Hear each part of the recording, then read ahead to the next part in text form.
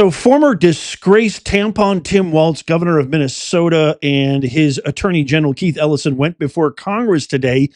And boy, oh boy, do I have some electrifying volcanic clips to share with you today. I got to give my hats off to Representative Fallon, who did amazing, obliterating, torching, just eviscerating, if you will. I know I'm getting too hyped up, but I'm telling you, you don't want to miss it. You don't want to be disappointed.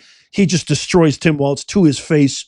Nancy Mace, I'm impressed with you, Nancy. You did a really, really good job and a whole lot more. But first, I want to share this amazing clip regarding the conflict in Iran right now. Caitlin Collins of CNN tried to say that we are very objective when it comes to covering this in the press briefing with Caroline Levitt. And Caroline Levitt just absolutely took her down. Watch this. What Secretary Hegseth said this morning, is it the position of this administration that the press should not prominently cover the deaths of U.S. service members? No, it's the position of this administration that the press in this room and the press across the country should accurately report on the success of Operation Epic Fury and the damage it is doing to the rogue Iranian regime that has threatened the lives of every single American in this room. If the Iranian regime had their choice, they would kill every single person in this room. And so we can all be very grateful that we have an administration and that we have men and women in our armed forces who are willing to sacrifice their own lives for the rest of us in this room and for every American across the country and for every troop that is based in the Middle East. That's what these... Secretary Hegseth was complaining that it was front page news about these 6 service members who were killed. That's not what the Secretary said, Caitlin, and that's not what the Secretary meant, and you know it. You know you are being disingenuous. There is not... We've never had a Secretary of Defense who cares more. Drones get through or tragic things happen. It's front page news. I get it. The press only wants to make the president look bad. Yeah, as you know, we cover the deaths of U.S. service members under every president. The press does only want to make the president look bad. That's a fact. Especially you. No, listen to me. Especially you and especially CNN. And the Secretary of Defense cares deeply about our war fighters and our men and women in uniform. He travels all across this country to meet with them, to connect with them, and your network has hardly ever probably reported on that. You also had the chairman of the Joint Chiefs, Chairman Kane, who's a brave patriot, standing alongside the secretary at the Pentagon this morning, again expressing his condolences to these families. And I just told you that the President of the United States will be attending their dignified transfer. So please, that's not making the president look bad. That's showcasing that. We expect you to cover that as you should. We expect you to cover that as you should, Caitlin. But you and your network know that you take every single thing this administration says and tries to use it to make the president look bad. That is an objectable fact. I don't think covering troop deaths is trying to make if you're trying to argue right now that CNN's overwhelming coverage is not negative of President Donald Trump, I think the American people would tend to agree, and your ratings would tend to disagree with that as well. It's absolutely true. Remember, it's so amazing. Do they think that they really think we're stupid? Remember the reporter who said, "Can you please find me one instance where any reporter from the press, any network has called President Trump a racist?" And everybody in the room was like, "Are you joking me?" And Levitt's like, "What? I can have somebody give you and there's like a million examples of every single network, especially the woke media, calling him a racist. It's just," and then she's like, "Oh, no, we're not subjective. What are you talking about? We fairly wanted to cover this war." Not even close. It's completely pathetic. Here's our main guy from Ohio, Jim Jordan, exposing Tim Walz for resuming taxpayer payments to Somali fraudsters at Feeding Our Future and then lying about it. Watch. The payments are restarted. Why didn't you tell the truth about why you restarted the payments? Well, Chairman, we did tell you, and Feeding Our Future grew because of the pandemic. And I didn't ask that question. I said, why didn't you tell the truth about why you restarted the payments? The payments stopped because there were concerns, obviously, it wouldn't stop the payments. Then they're restarted a month later. What was the reason for restarting the payments? My understanding was the agency believed that the court had required them to make those payments. And that was false, wasn't it? You repeated that. You said that, didn't you? I don't think... You said the reason you restarted is because the court ordered you to do so. Is that right? I don't believe that is settled yet, to the best of my knowledge. Well, I think it is. Because the court did something that I don't know if I've ever seen it. They issued a statement saying you were wrong in what you were saying. This is from the court. It says, Feeding Our Future versus Minnesota Department of Education, correcting reports and statements by Governor Tim Walz concerning orders issued by the court. Here's what the judge says. Governor Tim Walz told the media that the Minnesota Department of Education attempted in payments to FOF because of possible fraud, but that Judge Guthman ordered payments to continue in April 2021. Next sentence. That is false. So you said something that wasn't true. He further states this, Judge Guthman, the court says this, Judge Guthman never ordered the Department of Education to resume payments to Feeding Our Future in April 2021 or at any other time. So I want to know, why didn't you tell the truth? Congressman, the attorneys at the Department of Education interpreted that differently. Both of those judges are no longer on the bench, and I think that interpretation... The very first sentence, the first 7 words. This is not some unnamed source talking to the New York Times. This is not some anonymous source talking to whatever your Minnesota Star Tribune or whatever your paper is. This is the court speaking. First sentence, first 7 words. Due to inaccurate statements by the governor, Ramsey County District Court judge has issued and authorized this following news released. That's pretty straightforward. So the court's lying? I can't tell you, Congressman, but the interpretation Somebody's lying, because you can't say the court ordered you to restart the payments, and then the court says we didn't order you to restart the payments. So either you're lying or the court's lying. And I'm just asking you, which one is it? I just simply know what the attorneys at the agency believed, that it was a misinterpretation. And I would note that those payments... Could it be you were trying to hide behind the court, Governor? Could that maybe be the reason why you issued the statements you did and why the court had to do something you never see done before? They issue a press statement saying you're wrong. The governor is wrong. His statement is, their words, not mine, false. You know, Tim Walz is such a scumbag. He is such an absolute preposterous excuse of a human male. It kind of reminds me of that scene in Batman, The Dark Knight, the beautiful performance by Heath Ledger, where he says, I know a squealer, and that's a squealer, when he points to the accountant handling all the mafia's money. I feel the same way when I look at that guy, man. You look at Tim Walz, tell me you feel the same way. You can just tell, I know a scum-sucking loser when I see one. He is the epitome of that. Check out this next clip right here. I got so much to share with you. Stick around. Here is Representative Fallon, and then you got to stick around to what he says at the end, where he said he confronts Tim Walz with the brutal reality. This is so bad, of Somali third worlders who've been leeching off of America for God knows how long. Watch. If you or anybody you know is experiencing Medicare or has Medicare or having problems or issues, you're not alone. And that is why I have partnered with Chapter. Chapter is a nonprofit organization, unbiased, independent, and it's 100% free. It's like having the most amazing expert consultant that can help you gain clarity on your Medicare program for nothing. Call this number right now. Chapter has helped scores of our viewers and listeners. Check out this testimonial right here. This viewer said that this was the greatest Medicare phone call they've ever been on. Just good, honest information, no broker fees. Thank you so much for the share, Professor Nez.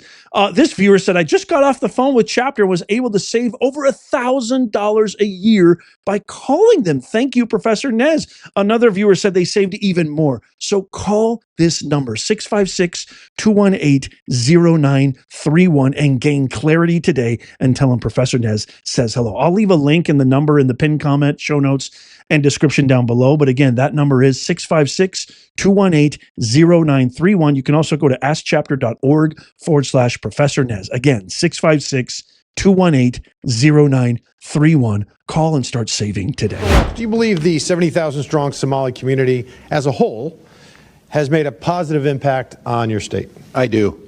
So you'd be the opinion, fair to say, that the Somali community has successfully assimilated and is making Minnesota better? Yeah, I believe they're on that path, okay. Yes. I'm just curious by what metric you'd come to that conclusion. I just looked at some hard data. And do you have any idea what percentage of the native-born Minnesotans, all races, live in poverty in your state right now?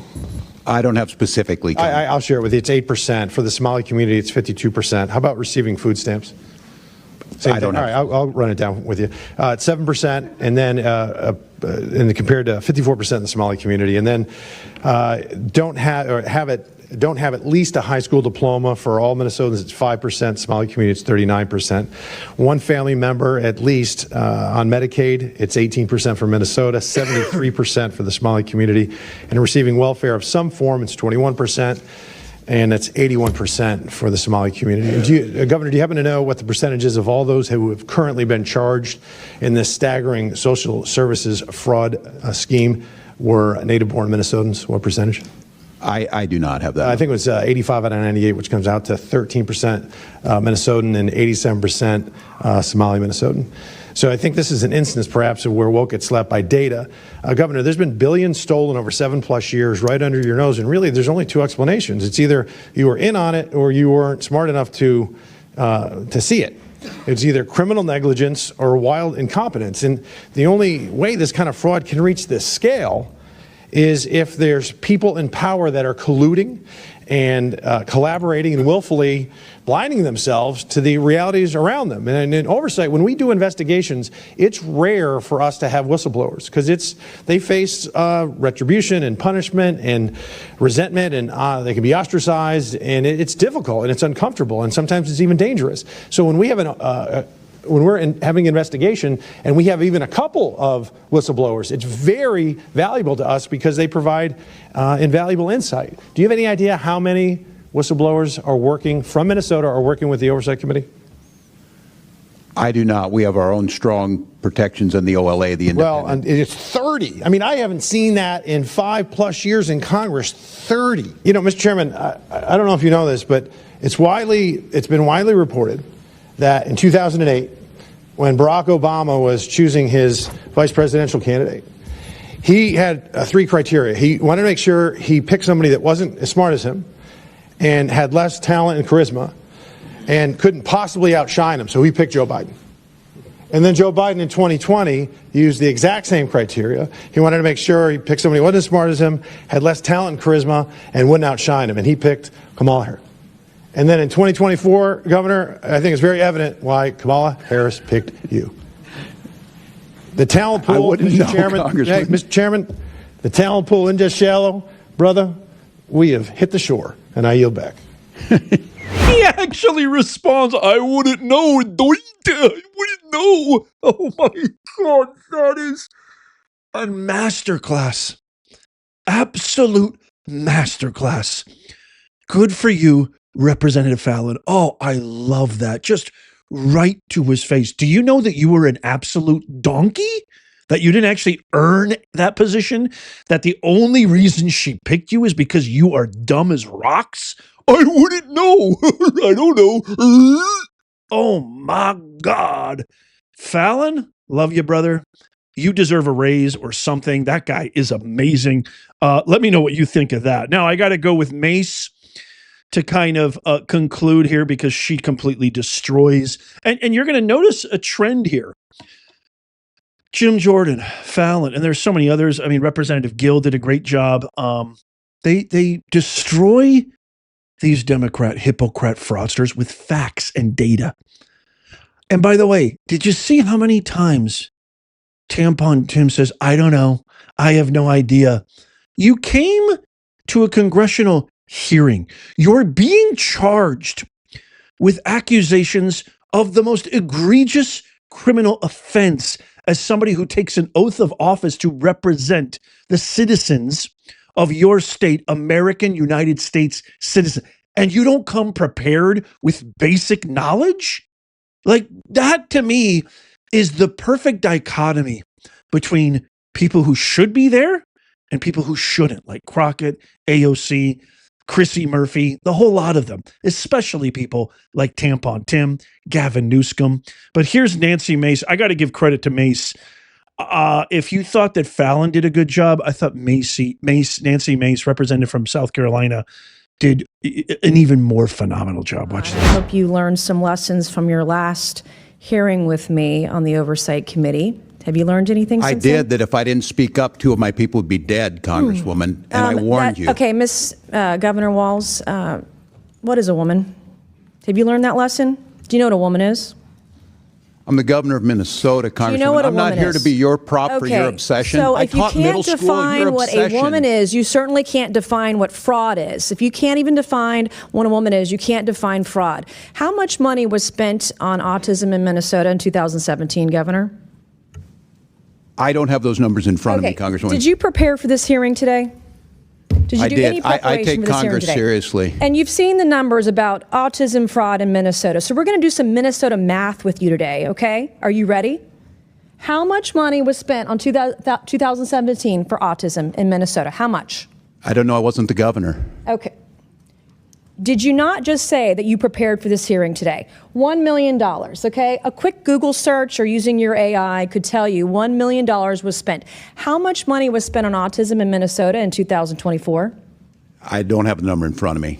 As Were you governor in 2024? I was, but I'm not the Okay, head so of your HHS. excuse before that you didn't know what 2017 autism numbers were because you were not governor, and today you can't answer the numbers about 2024 as governor, and you still said you prepared for this hearing today. It's unbelievable. $343 million was spent in 2024. What percent increase is that from 1 million to 343 million? What percentage increase is that? I'm not here to be your prop. Go ahead and tell me. Well, are you governor of Minnesota or not? Yes, I am. I'm not. Well, I'm when not I'm a prop governor of for a South member of Carolina, Congress. you can sure as hell bet that I'm going to know the math. The math is 34,200% increase, an increase of 343 times what it was in this time period. Do you know the number of children in Minnesota? I know that Minnesota ranked as a top 3 state for children in the last year. What is the total population in Minnesota? 5.7 million. Okay. What is the total population of children in Minnesota? I don't have the number in front of me right now. Are you governor of Minnesota? I know 400,000 were cut out of health care last week by the actions you made. Are you governor of Minnesota? I am. And you don't know the number of children residing in Minnesota? I don't have the specific number. It's 5.7 million. That's your total population. What is your age? What is the age? 0 to 5? 0 to 19? You have approximately 1.2 million children in Minnesota. What I'm not age? even governor of South Carolina. Our population in South Carolina is 5.5 million. We have approximately 1.1 million children under the age of 18 in my home state of South Carolina, okay? As governor, I expect you to know this information. Thank God you're not Vice President of the United States. Do you know approximately how many children in Minnesota are autistic or on the spectrum? No, I don't have that number. Okay. Well, if you take the CDC's roughly 1 in 36 kids are on the spectrum, we're talking about approximately 33,000 kids. In South Carolina, it's about 31,000 or so. What is, do you know what this is per child, spending-wise, in the fraud for autistic kids in Minnesota? Again, I'm not here to be your prop. Go ahead and tell us. Is doing Minnesota math a prop? This is math. We're talking about fraud. Minnesota ranks at the top. Where does South Carolina rank? We're talking about money. Where do South Carolina children rank on healthiness? These are my questions for you. It doesn't go the other way around unless we're debating on the debate stage.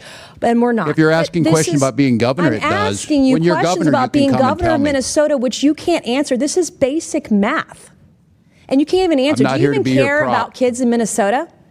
They rank near Do the you top care? in every category. My children are fed. My children are housed. My children have getting health the care. services they need in My Minnesota. children have the best schools. No, you don't. Mr. Chairman, I yield back. Absolutely pathetic. These are the people who are making policy.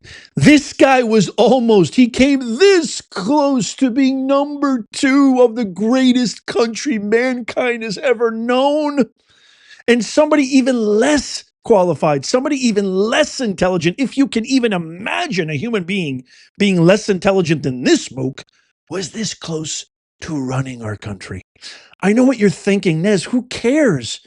These guys are not going to get arrested. They're not going to get any accountability. Nothing's going to happen. Perhaps. I'm always hopeful, but I'll lean on the likelihood. Let's just say for the benefit of the doubt, nothing happens. There is no accountability. That none of these fraudsters who've stolen hundreds of billions of dollars from you and me and other taxpayers, American taxpayers, let's say they don't get any accountability. What is really, really dramatically important, and maybe even more important, is that they get exposed. There's still a magnificent proportion of our fellow citizens who believe these mooks, who actually think this emasculative turtle is a worthy representative of Americans. This guy might run for president one day. And God forbid he might actually win. We need to expose them at the very least. And if that just sways 4, 5, 10, maybe even 50 voters, it's worth it. That's why I want you to tap the thumbs up and share this with everyone. We need to expose them. We need to let our fellow Americans know your vote matters. Elections have consequences. Look what's happening to my home state. I could tell you how many times, ad infinitum, said Karen Bass wins. If she wins the mayor election of Los Angeles, this was years ago, it's the end of Los Angeles. Look what's happened. It's literally a dystopia now. Nobody wants to go to LA. They might even avert the summer games. It's that bad. President Trump said, I might not have it in Los Angeles. We might move locations. Even sponsors and vendors are like, I don't know if we want to go into LA. It's a freaking disaster zone there. Elections have consequences. I need your help. Tap the thumbs up. Share this. Even if you're watching on TV, you can tap that remote. Let me know what you think in the comments down below. Here comes some videos right here that you probably missed. Go click on these. Tap my face right here to subscribe and follow. It doesn't cost you a thing. And as always, may God bless you and may God bless the USA and all who defend her.